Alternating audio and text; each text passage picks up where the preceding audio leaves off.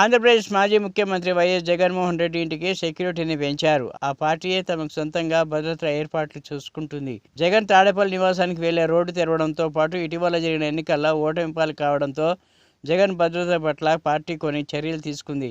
భద్రత కోసం ఇందులో భాగంగా జగన్ ఇంటి భద్రతను ఒక ప్రైవేట్ సెక్యూరిటీకి అప్పగించింది.